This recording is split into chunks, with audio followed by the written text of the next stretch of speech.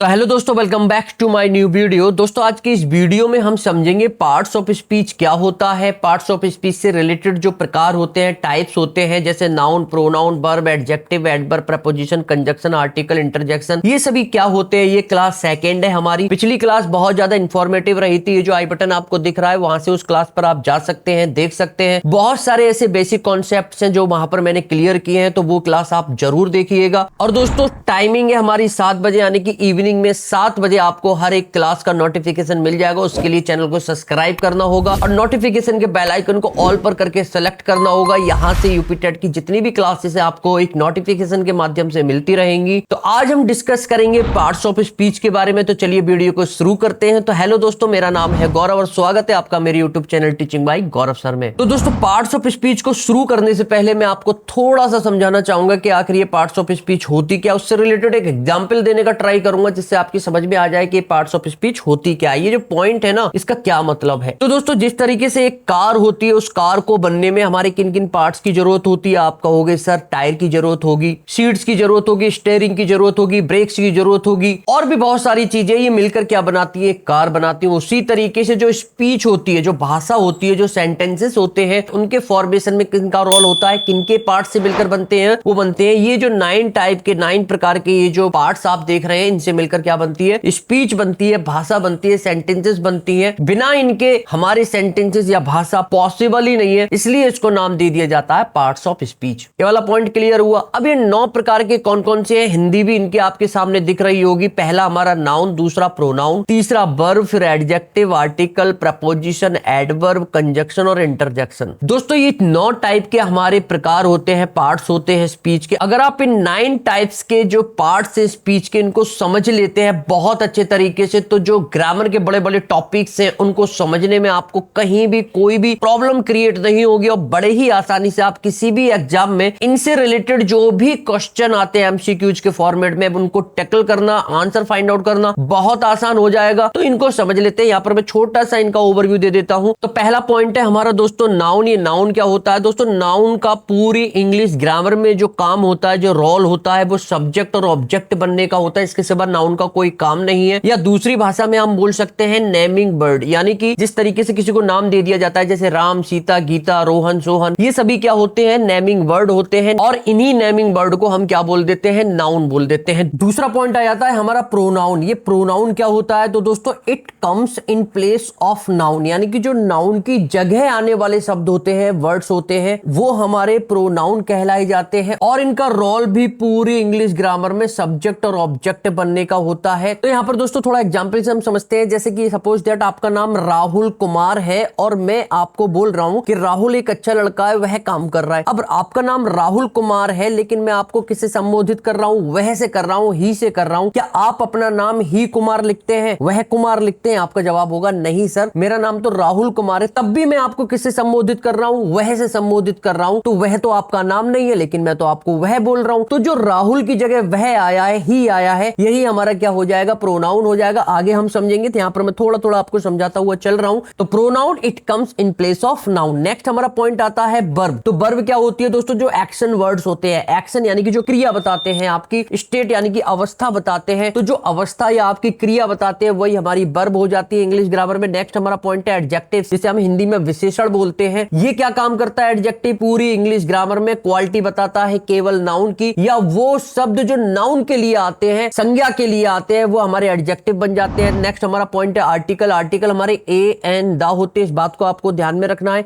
Next हमारा point है preposition. Determines position, यानी कि प्री मतलब पहले, पोजीशन मतलब स्थिति, यानी कि पहली की जो आपकी स्थिति पोजीशन बताते हैं, आप ऊपर नीचे दाएं बाएं कहां पर हो, तो वो हमारा प्रपोजिशन बताएगा। नेक्स्ट हमारा पॉइंट आता है दोस्तों एडवर्ब, जिसे हिंदी में क्रिया विशेषण बोलते हैं। ये क्या काम करता है, क्वालिफाई द नियरेस्ट वर्ड, यानी कि सेंटेंस में जो पास वाला शब्द है उसको ये क्वालिफाई करता है। या फिर इसको हम इस तरीके से समझ सकते हैं, जो एडजेक्टिव होता है वो नाउन और प्रोनाउन के लिए आता है, लेकिन इसका उल्टा है रोल। एडवर्ब नाउन और प्रोनाउन को छोड़कर बाकी सभी के लिए आएगा, यानी कि वर्ब के लिए आएगा, एडवर्ब के लिए आएगा, एडजेक्टिव्स के लिए आएगा। तो बहुत सारी ऐसी चीजें जो हम आगे समझेंगे। नेक्स्ट हमारा पॉइंट आता है कंजक्शन। कंजक्शन का काम क्या होता है दोस्तों इंग्लिश ग्रामर में, केवल इसका एक ही रोल होता है, दो शब्दों को जोड़ देना, सेंटेंसेस को जोड़ देना, क्लॉजेस को जोड़ देना, फ्रेजेस को जोड़ देना। सिर्फ ये जोड़ने का काम करता है और उसका कोई काम नहीं है। इंटरजेक्शन क्या करता है, ये अपनी अपनी गस ऑफ फीलिंग बताता है, यानी कि एक्सप्रेस फीलिंग। जैसे कि सपोज दैट आप मैच खेल रहे हो और आपने कहा वाओ हम मैच जीत गए, तो जो वाओ नाम का जो शब्द आया है ना, यही हमारी गस ऑफ फीलिंग जाहिर करता है। तो जो भी हमारी भावनाओं को सामने लेकर आते हैं वो शब्द हमारे इंटरजेक्शन बन जाते हैं। तो छोटा सा ओवरव्यू मैंने आपको दिया, अब इनको बारी बारी से समझते हैं। तो पहला पॉइंट आता है दोस्तों नाउन। ये नाउन क्या होता है अभी मैं ऑलरेडी आपको बता कर चुका था कि नाउन जो होते हैं वो सब्जेक्ट और ऑब्जेक्ट का रोल प्ले करते हैं, और जो नेमिंग वर्ड होते हैं जैसे राम, गीता, सीता, मोहन, सोहन, ये सभी क्या होते हैं, नाउन होते हैं। तो जो राहुल है ना, ये एक नेमिंग वर्ड है, इसलिए यहां पर ये राहुल क्या है, नाउन है। लेकिन दूसरा पॉइंट आप जरूर याद रखिएगा, मैंने आपको बताया था किसी भी सेंटेंस में अगर नाउन फाइंड आउट करना है तो वर्ब को ढूंढना बेहद जरूरी है। तो वर्ब क्या है इसमें, इज प्लेइंग हमारी वर्ब है, वर्ब से पहले सब्जेक्ट आता है, जैसे राहुल सब्जेक्ट बना ऑटोमेटिकली नाउन बन जाएगा। दूसरे वाले सेंटेंस में playing is good for health में इज हमारी वर्ब है, वर्ब से पहले क्या आता है, सब्जेक्ट आता है, जैसी प्लेइंग यहां पर सब्जेक्ट बना ऑटोमेटिकली नाउन बन जाएगा। ये आईएनजी वाला शब्द जब सब्जेक्ट का काम करे या ऑब्जेक्ट का काम करे तो इन्हीं आईएनजी वाले शब्दों को, वर्ड्स को हम इंग्लिश ग्रामर की भाषा में नाम दे देते हैं जेरेंड, जो एक नॉन फाइनाइट वर्ब का टॉपिक है, वो आगे डिस्कस करेंगे। तो बस आपको ये याद रखना है, प्लेइंग यहां पर वर्ब लग रही है लेकिन है क्या, यहां पर ये नाउन का रोल प्ले कर रहा है। उसी तरीके से आई लाइक प्लेइंग, लाइक हमारी क्या है, वर्ब है, वर्ब के बाद आता है ऑब्जेक्ट, तो ऑब्जेक्ट यहां पर जैसे ही प्लेइंग बना ऑटोमेटिकली नाउन बन जाएगा। अब तीसरा वाला एग्जांपल बेहद इंपॉर्टेंट है, ध्यान से समझना। जैसे कि सपोज दैट, मैं यहां पर थोड़ा इरेज कर देता हूं जिससे आपको थोड़ा बेहतर दिखाई दे। जैसे कि सपोज दैट इसमें क्या है, वर्ब इज है, इसमें क्या है, वर्ब इज है। और अगर मैं आपसे कहूं कि बताओ इन दोनों में ये इज क्या है, व्हाट इज इज, तो आपका जवाब होगा sir is a verb in the above sentence. अब पता है यहां पर ये जो इज है ना,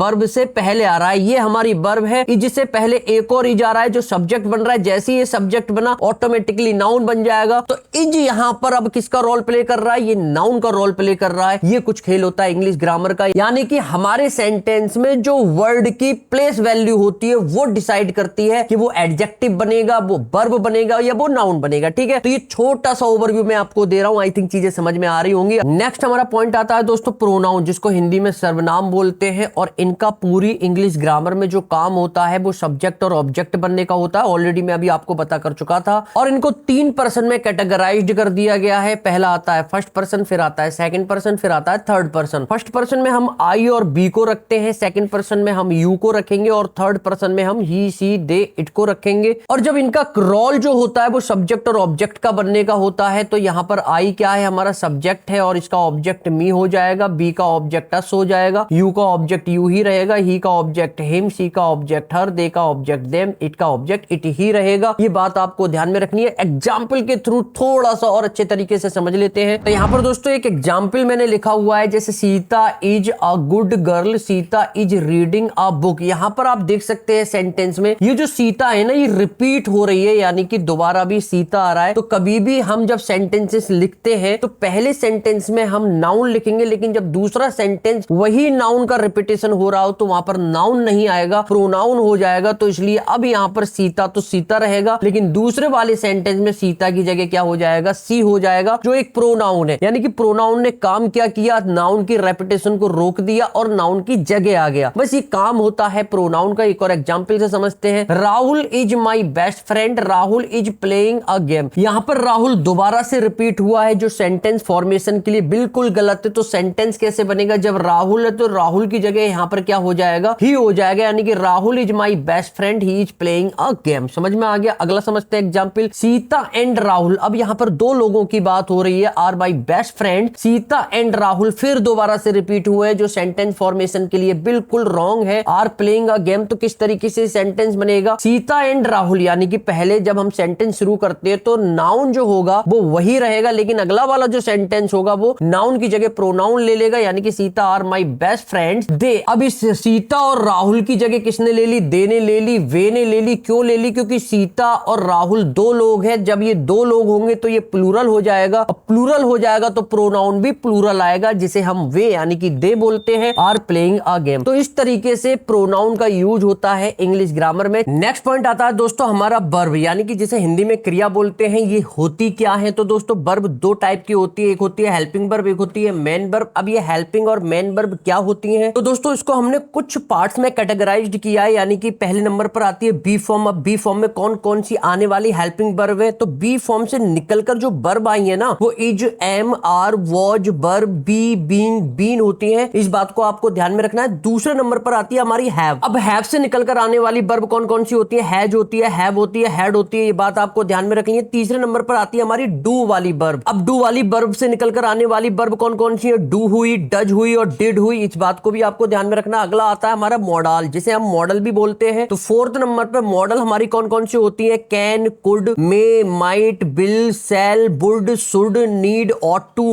मस्ट, डेयर एटसेट्रा, ये हमारी क्या होती है? मॉडल्स होती है। ये भी एज ए हेल्पिंग वर्ब के रूप में सेंटेंस में यूज की जाती है। अब आते हैं थोड़ा पीछे और समझती है मेन वर्ब क्या होती है। बस हेल्पिंग वर्ब इतनी होती है। अगर तब भी हेल्पिंग वर्ब से रिलेटेड कोई भी कंसर्न या प्रॉब्लम है तो नीचे मुझे कमेंट बॉक्स में कमेंट करके बता सकते हैं। समझते हैं मेन वर्ब क्या होती है। तो दोस्तों इसको भी हमने दो पार्ट में कैटेगराइज्ड किया हुआ है। एक होती है हमारी इसमें एक्शन वर्ब और एक होती है स्टेट वर्ब। अब ये एक्शन और स्टेट वर्ब्स क्या होती है? तो दोस्तों याद रखना, एक्शन वर्ब उन्हें बोलते हैं जो हम अपने आप से कोई काम करते हैं, यानी कि कोई भी क्रिया करते हैं, कोई भी एक्शन करते हैं। लाइक दैट, जैसे हम जाते हैं यानी कि गो हमारी एक्शन वर्ब हो जाएगी। हम खेल सकते हैं, रीड कर सकते हैं, राइट कर सकते हैं, जंप कर सकते हैं। तो जितनी भी क्रियाएं, जितने भी एक्शन हम अपने द्वारा करते हैं वो सभी हमारी एक्शन वर्ब में काउंट की जाएंगी। इस बात को आपको ध्यान में रखना है। उनकी 5 फॉर्म्स होती हैं। 5 फॉर्म कौन कौन सी होती है? First form, second form, third form, fourth form और फिफ्थ फॉर्म। ये फिफ्थ फॉर्म और फोर्थ फॉर्म कहां से आ चुकी? हमने अभी तक 3 फॉर्म पढ़ी हुई है। तो दोस्तों याद रखना, फोर्थ फॉर्म में सिर्फ हम आईएनजी लगा देते हैं और फिफ्थ फॉर्म में एस और ईएस का यूज कर देते हैं। जैसा कि आप अपनी स्क्रीन पर देख रहे हैं, जितनी भी हमारी फोर्थ फॉर्म की वर्ब या फिफ्थ फॉर्म की वर्ब है उसमें हमने आईएनजी और एस और ईएस का यूज किया हुआ है। और दोस्तों मैं आपको बताना चाहूंगा, एस हमारा तब आएगा, यानी कि वर्ब की फिफ्थ फॉर्म में हम एस तब लगाते हैं जब उसके पहले कोई भी कॉन्सोनेंट लेटर हो, और ईएस तब लगाते हैं जब उसके पहले कोई वोवेल लेटर हो। ऑलरेडी मैं बता चुका हूं। तो अब हम समझेंगे दोस्तों ये स्टेट वर्ब्स क्या होती है। एक्शन वर्ब्स हमने समझ लिया। यहां पर अगर कोई भी कंसर्न या प्रॉब्लम है तो नीचे मुझे कमेंट बॉक्स में कमेंट करके बता सकते हैं। अब ये स्टेट वर्ब्स क्या होती है? तो दोस्तों एक्शन वर्ब्स में हम क्या कर रहे थे? एक्शन कर रहे थे, कोई ना कोई क्रिया कर रहे थे। लेकिन स्टेट वर्ब्स में यहां पर उल्टा है, यहां पर क्रिया नहीं होती है, यहां पर कोई ना कोई अवस्था बताई जा रही होती है। जैसे हमारा नो हुआ, नो का मतलब जानना, अपीयर हुआ, लुक हुआ, स्मेल हुआ, साउंड हुआ, ये हमारी एक ऐसी वर्ब्स होती है जहां पर अवस्था बताई जाती है, ना कि एक्शन रिप्रेजेंट करते हैं। तो जो एक्शन रिप्रेजेंट करते हैं उन्हें हम एक्शन वर्ब बोलते हैं, और जहां पर अवस्था दिखाते हैं वो हमारी स्टेट वर्ब काउंट की जाएंगी। इस बात को आपको ध्यान में रखना है। नेक्स्ट हमारा पॉइंट आता है दोस्तों एडजेक्टिव्स। ये एडजेक्टिव्स क्या होते हैं? हिंदी में इनको विशेषण बोलते हैं। दोस्तों याद रखना, क्वालिफाई द नाउन, यानी कि सेंटेंस में जो नाउन होता है या प्रोनाउन होता है उसको क्वालिफाई करने का, उसकी विशेषता बताने का ये काम करते हैं कम्स ओनली नाउन। और पूरी इंग्लिश ग्रामर में एडजेक्टिव्स का केवल एक ही रोल होता है, नाउन या प्रोनाउन के लिए आना। तो नाउन और प्रोनाउन के लिए आने वाले शब्द एडजेक्टिव्स बन जाते हैं। एग्जाम्पल से समझते हैं। देखो, she is a beautiful girl. मैंने आपको बताया था कि आर्टिकल अगर सेंटेंस में दिखाई दे जाए तो उनके बाद हमेशा नाउन आएगा। तो गर्ल यहां पर क्या हो जाएगा? एक नाउन हो जाएगा। कैसा भी नाउन हो सकता है, प्रॉपर, कॉमन, डजंट मैटर, केवल नाउन आएगा। बस इस बात को हमें ध्यान में रखना है। और नाउन के लिए जो शब्द, जो वर्ड्स आते हैं वो एडजेक्टिव्स बन जाते हैं। तो ब्यूटीफुल यहां पर क्या बन जाएगा? ओनली एडजेक्टिव बनेगा। इस बात को आपको ध्यान में रखना। उसी तरीके से I have a gold chain, article जैसे ही मिला उसके बाद नाउन जरूर होगा, चेन यहां पर नाउन हो जाएगा, और नाउन के लिए आने वाले वर्ड या शब्द एडजेक्टिव कहलाए जाएंगे। तो गोल्ड यहां पर क्या हो जाएगा? एडजेक्टिव्स हो जाएगा। Ramesh saw the burning house, article the आ गया, और आर्टिकल के बाद आने वाला वर्ड या शब्द नाउन होता है। हाउस यहां पर हमारा नाउन हो जाएगा। नाउन के लिए आने वाले शब्द जो बर्निंग है यहां पर एडजेक्टिव बन जाएगा। और इसी आईएनजी वाले एडजेक्टिव को दोस्तों इंग्लिश ग्रामर की भाषा में हम नाम दे देते हैं प्रेजेंट पार्टिसिपल, जो एक नॉन फाइनाइट वर्ब का पार्ट है, वो भी समझेंगे। बस ये बात आपको ध्यान में रखनी है कि आईएनजी शब्द वाला, वर्ड वाला एडजेक्टिव इंग्लिश ग्रामर में प्रेजेंट पार्टिसिपल नाम से जाना जाता है। नेक्स्ट हमारा example, I have 4 books. Verb हमारी हैव है, वर्ब के बाद भी ऑब्जेक्ट आता है, ऑब्जेक्ट और सब्जेक्ट नाउन बनते हैं। बुक्स यहां पर हमारा नाउन है, और नाउन के लिए आने वाले शब्द एडजेक्टिव बन जाते हैं। तो 4 यहां पर क्या हो जाएगा? एक एडजेक्टिव हो जाएगा। ये नंबर बता रहा है तो नंबर को हम न्यूमेरल एडजेक्टिव बोल देते हैं। They have eaten the boiled egg, article मिल गया, आर्टिकल के जस्ट बाद नाउन आएगा, नाउन हमारा एक्स हो गया, और नाउन के लिए जो शब्द आते हैं ऑटोमेटिकली एडजेक्टिव बन जाते हैं। तो बॉइल्ड यहां पर क्या हो जाएगा? एडजेक्टिव हो जाएगा। और दोस्तों एक बात और, अगर वर्ब की third form as a adjective के रूप में आ रही है सेंटेंस में, तो उसे हम इंग्लिश ग्रामर की भाषा में पास्ट पार्टिसिपल का नाम दे देते हैं। इस बात को आपको ध्यान में रखना है। ये भी हमारा जो एडजेक्टिव है ये पार्ट है नॉन फाइनाइट वर्ब का, उस टॉपिक को भी हम बहुत अच्छे तरीके से और सरल और आसान भाषा में कवर करेंगे। तो ये रहा कुछ स्ट्रक्चर एडजेक्टिव्स का जो समझाने का मैंने ट्राई किया है आपको। आई थिंक एडजेक्टिव से रिलेटेड अब कोई भी कंसर्न या प्रॉब्लम नहीं होगा। हालांकि एडजेक्टिव से रिलेटेड बहुत सारे रूल्स है, वर्ब से रिलेटेड रूल्स है, नाउन से रिलेटेड रूल्स है, उनकी अलग एक डेडिकेटेड वीडियो में आपको प्रोवाइड करा दूंगा। बस यहां पर छोटा सा ओवरव्यू दे रहा हूं, एक बेसिक, एक जो बेस होता है, आधार होता है, वो आपका थोड़ा क्लियर कर रहा हूं, ताकि आने वाले बड़े बड़े जो कॉन्सेप्ट्स हैं इंग्लिश ग्रामर में वो आपको बेहतर तरीके से समझ में आ सके। तो ये रहा कुछ खेल हमारा एडजेक्टिव्स का। आई थिंक यहां से रिलेटेड कोई भी प्रॉब्लम अब नहीं होनी चाहिए। बढ़ते हैं अगले पॉइंट पर। नेक्स्ट हमारा पॉइंट आता है दोस्तों आर्टिकल। आर्टिकल हमारा ए एन द होता है। और दोस्तों याद रखना, पूरी इंग्लिश ग्रामर में आपने अगर गौर किया हो तो जो सेंटेंसेस आते हैं, अगर कोई सेंटेंस में आर्टिकल आपको दिख जाता है तो याद रखना उस आर्टिकल के बाद हमेशा जो भी शब्द आएगा वो नाउन होगा, नाउन के सिवा कुछ नहीं होगा। नाउन या प्रोनाउन आपको देखने के लिए मिल जाएंगे। इन आर्टिकल्स को हमने दो पार्ट्स में डिवाइड कर रखा है। पहला होता है डेफिनेट आर्टिकल, दूसरा होता है इंडेफिनेट आर्टिकल। ये डेफिनेट और इंडेफिनेट आर्टिकल क्या होते हैं? डेफिनेट को हिंदी में हम निश्चित बोलते हैं, इंडेफिनेट को अनिश्चित बोलते हैं। निश्चित अनिश्चित का खेल क्या होता है, यहां पर बच्चे ना फंस जाते हैं। तो यहां पर मैं छोटा सा एग्जांपल देकर आपको समझाऊंगा कि निश्चित यानी कि डेफिनेट और अनिश्चित यानी कि इंडेफिनेट का खेल क्या है। तो सपोज दैट दोस्तों मेरी पॉकेट में एक पेन रखा हुआ है। कि आपको पता है वो पेन कौन सी ब्रांड का है, कौन से कलर का है, आपको बिल्कुल भी जानकारी नहीं है उस पेन के बारे में। तो उस कंडीशन में वो पेन आपके लिए आर्टिकल आ लेगा, यानी कि आ पेन हो जाएगा। आप मेरे से बोलोगे sir you have a pen in your pocket. Pen से पहले आपने आर्टिकल आ लगाया, क्यों? क्योंकि उस पेन के बारे में आपको जानकारी नहीं है। अब सपोज दैट मैंने वो पेन आपको दिखा दिया कि ये रहा हमारा बैकहोम का पेन, ये रहा हमारा इसका कलर। तो अब इस पेन के बारे में आपको पूरी इंफॉर्मेशन मिल चुकी है, इसके बारे में आपको पता लग चुका है ये किस ब्रांड का है, किस कलर का है। तो अब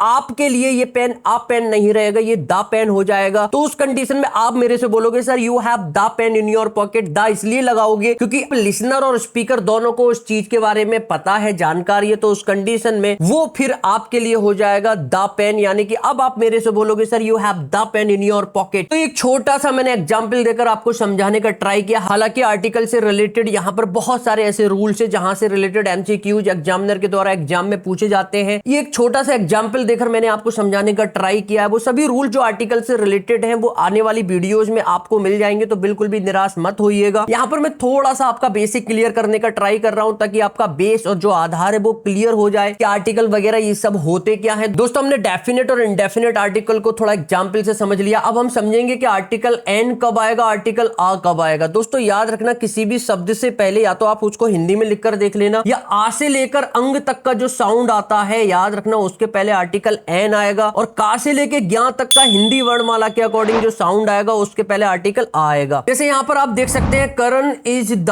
best student in the class. अब आर्टिकल यहां पर द हमने इसलिए लगाया है, पहली बात तो ये सुपरलेटिव डिग्री है, सुपरलेटिव डिग्री से पहले हमेशा आर्टिकल द आएगा। और दूसरी बात, इस क्लास के पहले आर्टिकल द हमने इसलिए लगाया है क्योंकि इस क्लास के बारे में हमको जानकारी है, इसलिए आर्टिकल द लगाया है। Next example, Harishchandra was an honest king. इस ऑनेस्ट को अगर आप हिंदी में लिखकर देखोगे तो आ का साउंड निकल कर आएगा। आप देख सकते हैं अभी मैंने आपको बताया था कि हिंदी वर्णमाला के अकॉर्डिंग आ से लेके अंग तक का साउंड अगर आ जाए तो उसके पहले आर्टिकल एन लगा देंगे, आ कभी नहीं आएगा। जबकि इंग्लिश वर्णमाला यानी कि अल्फाबेट के अकॉर्डिंग जो एच है वो एक कॉन्जोनेंट लेटर है, तो कभी भी ये मत करना कि कॉन्जोनेंट लेटर को देखकर आप आ लगा दो, गलत हो जाएगा। आपको साउंड को देखना है, आपको लिखकर देख लेना कि उसके पहले आर्टिकल आएगा या एन आएगा। उसी तरीके से आई मेट अ बॉय, तो यहां पर आप देख सकते हैं बॉय, बॉय को अगर हम हिंदी में लिखते हैं तो कुछ इस तरीके से बा का साउंड आएगा, जो का से लेके ज्ञा के बीच में होता है, तो उसके पहले आर्टिकल आ लगा देंगे। और यहां पर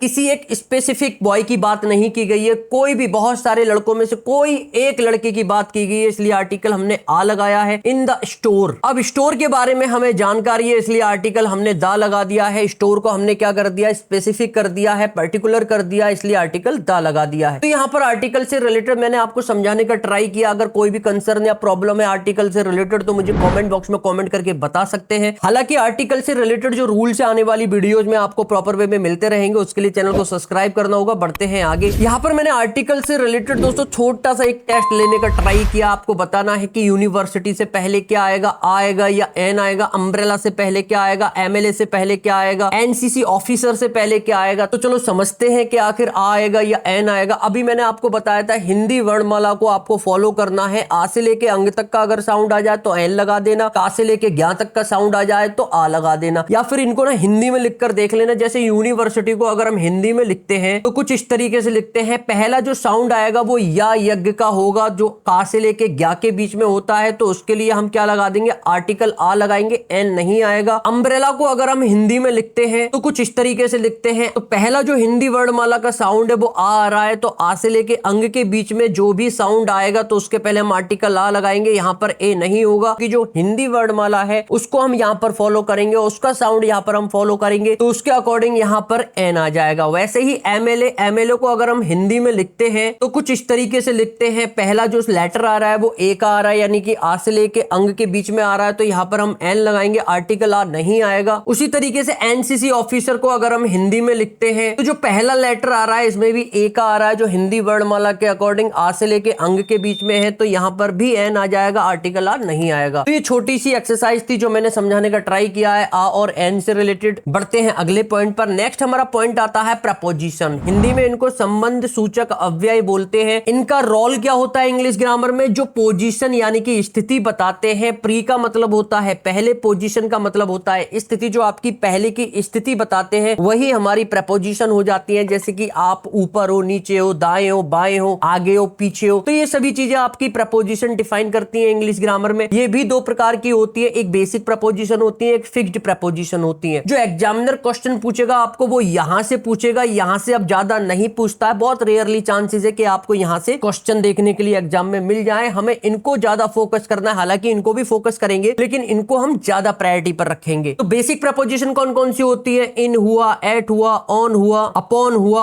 ऑफ हुआ, फ्रॉम हुआ, बाय, इनटू, एटसेट्रा, ये हमारी सभी बेसिक प्रपोजिशन होती है। एग्जाम्पल देकर मैं आपको समझाने का ट्राई करूंगा, जैसे ही लिव्स खाली जगह एट इंडिया या इन इंडिया, तो इंडिया में वो रहता है तो उसके आधार पर यहां पर इन आ जाएगा। हालांकि ये बेसिक चीज अब एग्जामिनर नहीं पूछता है, वो यहां से पूछेगा। यहां पर भी प्रपोजिशन है, जैसे ब्लाइंड के साथ इन आता है, ब्लाइंड के साथ टू आता है, और ब्लाइंड के साथ विद भी आता है। ब्लाइंड के साथ अगर इन प्रपोजिशन लग जाता है जिसका मतलब होता है एक आंख से अंधा, ब्लाइंड के साथ टू लग जाएगा तो होगा आंखें होते हुए भी अंधा। वो ब्लाइंड के साथ अगर विद लग जाती है प्रपोजिशन तो उसका मतलब होता है दोनों आंखों से अंधा। तो देख सकते हैं प्रपोजिशन किस तरीके से चेंजेस कर रही है मीनिंग में। तो यहां से एग्जामिनर क्वेश्चन पूछेगा, ना कि यहां से पूछेगा। उसी तरीके से डील के साथ इन भी लगाया जाता है, डील के साथ विद भी लगाया जाता है। डील के साथ इन अगर हम लगाएंगे तो उसका मतलब होगा ट्रेड या व्यापार, और डील के साथ अगर हम विद लगाएंगे उसका मतलब होगा कोई मैटर या पर्सन। यानी कि अगर आप पर्सन की बात करेंगे सेंटेंस में या मैटर की बात करेंगे तो हम विद लगाएंगे, और अगर आप ट्रेड या व्यापार की बात करेंगे तो इन लगाएंगे। हालांकि प्रपोजिशन से रिलेटेड आने वाले जितने भी रूल्स हैं उनकी वीडियोस में आपको लेकर आने वाला हूं, तो उसके लिए आपको थोड़ा वेट करना होगा। चलिए बढ़ते हैं आगे। ये कुछ बेसिक प्रपोजिशन है दोस्तों, इनको भी आपको ध्यान में रखना है कि ऑन कब आएगा, ओवर वगैरह, under, beside, into, upon, across, behind, in front of, through, inside, ये बेसिक प्रपोजिशन है। ऑलरेडी आपको आती होंगी, अगर नहीं आती है तो मुझे नीचे कमेंट बॉक्स में कमेंट करके बता सकते हैं। चलिए बढ़ते हैं आगे। नेक्स्ट हमारा पॉइंट आता है एडवर्ब। ये एडवर्ब क्या होता है, हिंदी में इनको दोस्तों क्रिया विशेषण बोलते हैं, और ये क्वालिफाई करते हैं। जैसे एडजेक्टिव नाउन को ग्रामर में क्वालिफाई कर रहा था, उसी तरीके से एडवर्ब का क्या काम होता है, ये नाउन और प्रोनाउन को छोड़कर, नाउन और प्रोनाउन के साथ कभी नहीं आएंगी। ये आएंगी वर्ब के लिए, ये आएगी एडजेक्टिव के लिए, प्रपोजिशन के लिए, कंजक्शन के लिए, और खुद एडवर्ब एडवर्ब के लिए आएगी। ये बात आपको ध्यान में रखनी है। एग्जाम्पल से समझते हैं, जैसे she is a very good girl, तो मैंने आपको बताया था आर्टिकल अगर आ जाएगा या एन या दा आ जाते हैं तो उनके बाद कोई ना कोई नाउन देखने के लिए मिलेगा। तो यहां पर जो गर्ल है ना वो यहां पर क्या बन जाएगा, नाउन बन जाएगा। और नाउन के लिए आने वाले जो शब्द होते हैं एडजेक्टिव बन जाते हैं, और एडजेक्टिव के लिए आने वाले शब्द होते हैं एडवर्ब बन जाते हैं। तो वेरी जो है यहां पर सेंटेंस में एडजेक्टिव गुड के लिए आया है, तो इसलिए वेरी यहां पर एडवर्ब बन जाएगा। अगर आप चेक करना चाहते हैं तो इस गुड को यहां से रिमूव कर देख लो। सी इज अ वेरी गर्ल क्या कोई सेंटेंस होता है, इसका कोई मीनिंग भी निकल कर नहीं आ रहा। तो वेरी यहां पर चिक चिक कर कह रहा है मेरा एडजेक्टिव मुझे वापस कर दो, तो गुड हमने इसका एडजेक्टिव वापस कर दिया। अब यहां पर ये सेंटेंस मीनिंगफुल हो गया। तो जो वेरी है यहां पर एडजेक्टिव के लिए आया है और एडवर्ब का रोल प्ले कर रहा है, ध्यान में रखना है। नेक्स्ट एग्जांपल से हम समझते हैं, he works very hard. Verb हमारी वर्क्स है, और वर्ब के लिए जो आते हैं शब्द ऑटोमेटिकली एडवर्ब बन जाते हैं, और एडवर्ब एडवर्ब के लिए आया है। देख सकते हैं वेरी यहां पर एडवर्ब के लिए आया है। और अगर आप चेक करना चाहते हैं तो इस हार्ड यानी कि एडवर्ब को यहां से रिमूव करके देख लो। ही वर्क्स वेरी क्या कोई सेंटेंस होता है, आप कहोगे सर बिल्कुल नहीं होता है, क्योंकि यहां पर ये जो एडवर्ब है दूसरी एडवर्ब को लाने के लिए बोल रहा है कि मुझे मेरा एडवर्ब दे दो, तो इसलिए सेंटेंस यहां पर मीनिंगफुल हो जाएगा। हमने इसका हार्ड नाम का जो एडवर्ब है दे दिया, ही वर्क्स वेरी हार्ड। अब सेंटेंस पूरा एक मीनिंगफुल है। तो जो वेरी है यहां पर किसका रोल प्ले कर रहा है? एक एडवर्ब का रोल प्ले कर रहा है। और हार्ड यहां पर किसका रोल प्ले कर रहा है? एक एडवर्ब का रोल प्ले कर रहा है। यानी कि सेंटेंस में एडवर्ब एडवर्ब के लिए आया है। अगले एग्जांपल से समझते हैं, the helicopter is exactly over his head. तो यहां पर जो एग्जैक्टली है एल वाई लगा हुआ शब्द एडवर्ब कहलाया जाता है। तो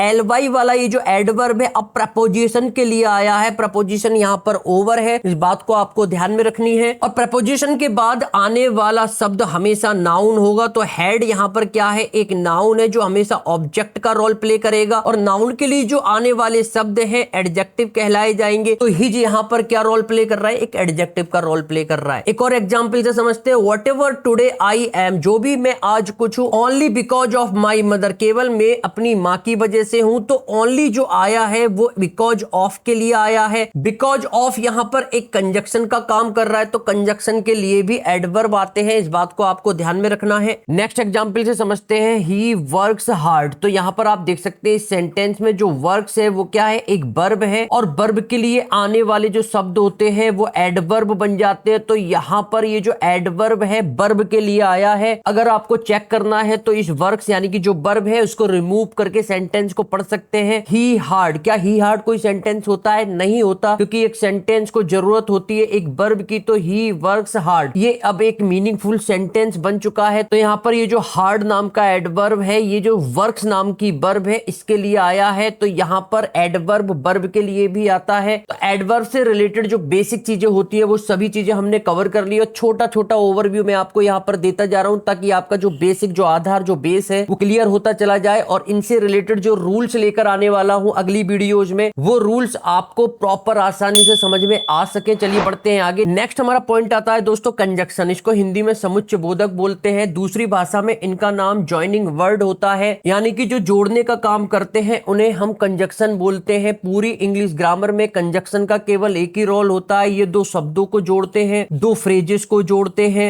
दो क्लॉज या जिसको हम सेंटेंस बोलते हैं उनको ये जोड़ने का काम करते हैं। एग्जाम्पल से समझते हैं, जैसे Ram and Shyam are eating the food. यहाँ पर इस सेंटेंस में राम को श्याम को जोड़ने का काम किसने किया है? ये एंड नाम के शब्द जिसे हम कंजक्शन बोलते हैं इसने किया है। तो कंजक्शन केवल यहाँ पर जोड़ने का काम करते हैं। अगले एग्जाम्पल से समझते हैं, ही केम टू मीट मी। ही हमारा सब्जेक्ट, केम उसकी verb, but I was not at home, लेकिन मैं घर पर नहीं था। तो आई यहाँ पर हमारा सब्जेक्ट, वॉज हमारी यहाँ पर वर्ब। सब्जेक्ट और वर्ब के कॉम्बिनेशन को हम क्लॉज या सेंटेंस बोलते हैं। तो इन सेंटेंस या क्लॉजेस को जोड़ने का जो काम किया है वो बट ने किया है, जो एक कंजक्शन है। तो कंजक्शन का केवल यहाँ पर इंग्लिश ग्रामर में जोड़ने का रोल होता है, उसके सिवा इनका कोई रोल ही नहीं है। कंजक्शन दो प्रकार के होते हैं, कोऑर्डिनेटिंग कंजक्शन, एक सबऑर्डिनेटिंग कंजक्शन, एक कोरिलेटिव भी होता है। वो सब आने वाली वीडियोज में इनसे रिलेटेड जब मैं रूल्स लेकर आऊंगा और सिखाऊंगा आपको तब मैं बताऊंगा कि कोऑर्डिनेटिंग कंजक्शन, सबऑर्डिनेटिंग कंजक्शन क्या होते हैं, और भी बहुत सारे रूल्स हैं। तो हर एक वीडियोज को आपको प्रॉपर ध्यान से देखना है। चलिए बढ़ते हैं आगे। नेक्स्ट हमारा सिंपल सा पॉइंट है इंटरजेक्शन, जिसको हम हिंदी में विस्मयादि बोधक बोलते हैं। इसका मतलब होता है एक्सप्रेस वंस फीलिंग, यानी कि जो चीज हम फीलिंग से जाहिर करते हैं, जो भावनाएं दूसरों के सामने प्रकट करते हैं और जो फीलिंग्स को जाहिर करने वाले वर्ड्स होते हैं वही हमारे इंटरजेक्शन कहलाए जाते हैं। एग्जाम्पल से समझते हैं, जैसे hurray we have won the match. तो जब हम मैच जीत जाते हैं तो खुशी से एकदम चिल्लाते हैं कि hurray I have won the match. तो जो अंदर की खुशी है, तो हुर्रे नाम की जो शब्द है इसने जाहिर की कि हम बहुत खुश है। तो ये जो हुर्रे हो जाएगा यही हमारा इंटरजेक्शन हो जाएगा। ऐसे ही हमारा अलास, आई हैव फेल्ड, यानी कि जब दुख की बात होती है कि मैं फेल हो चुका हूं, तो जो दुख की फीलिंग जो शब्द रिप्रेजेंट करते हैं, जैसे अलास हुआ, ये हमारा क्या हो जाएगा? एक इंटरजेक्शन हो जाएगा। उसी तरीके से wow it is a beautiful ring, तो एक गस ऑफ फीलिंग हमने किसी रिंग के बारे में जाहिर करी कि बहुत सुंदर है। तो अपनी जो गस ऑफ फीलिंग वो वाओ नाम के शब्द से रिप्रेजेंट की। तो ये जो वाओ नाम का वर्ड जो शब्द है ये क्या हो जाएगा? इंटरजेक्शन हो जाएगा। उसी तरीके से ओह आई एम सॉरी, यानी कि जब हम खेद प्रकट करते हैं तो जो ओह का साउंड निकल कर आता है यही हमारी गस ऑफ फीलिंग जाहिर करता है दूसरे के प्रति। तो इसी का नाम हम इंटरजेक्शन बोल देते हैं। और इनके बाद जो है एक्सक्लेमेशन मार्क आता है, इस बात को आपको ध्यान में रखना है। तो यहाँ पर ये कुछ इंटरजेक्शन से रिलेटेड पॉइंट्स थे जो मैंने आपको यहाँ पर समझाने का ट्राई किया है। I think parts of speech से रिलेटेड जो फर्स्ट से लेकर 9 प्रकार के जो पार्ट्स थे वो सभी मैंने आपको बहुत ही ब्रीफ में क्लियर कर दिए हैं। अब इनसे रिलेटेड कौन कौन से रूल्स है, किस तरीके के एग्जामिनर क्वेश्चन पूछते पूछता है एग्जाम में, कौन कौन से इनके कॉन्सेप्ट्स हैं, वो सभी आने वाली वीडियोज में मैं आपके लिए लेकर आने वाला हूं। इसके लिए चैनल को सब्सक्राइब करना होगा। दोस्तों ये वीडियो आपको कैसी लगी? अगर अच्छी लगी तो लाइक करके अपने दोस्तों को शेयर कीजिए, ये जानकारी अपने दोस्तों तक पहुंचाइए कि पार्ट्स ऑफ स्पीच सरल और आसान भाषा में हम किस तरीके से समझ सकते हैं और किस तरीके से जो अपना आधार है, जो बेस है, जो बेसिक कॉन्सेप्ट है वो क्लियर कर सकते हैं। अगली क्लास में यहीं से कंटिन्यू करते हुए मैं नेक्स्ट वीडियो लेकर आने वाला हूं आपके लिए, तो अलर्ट रहिएगा। नोटिफिकेशन के बेल आइकन को ऑल पर करके सेलेक्ट कर दीजिएगा, जिससे मेरे द्वारा बनाई गई जितनी भी वीडियो जो वो नोटिफिकेशन के थ्रू आपको मिलती रहे। और चैनल को सब्सक्राइब जरूर कर देना अगर आप मेरे से जुड़ना चाहते हैं। अगली वीडियो में दोबारा से मुलाकात करते हैं, जब तक के लिए आप अपना ख्याल रखिए। जय हिंद।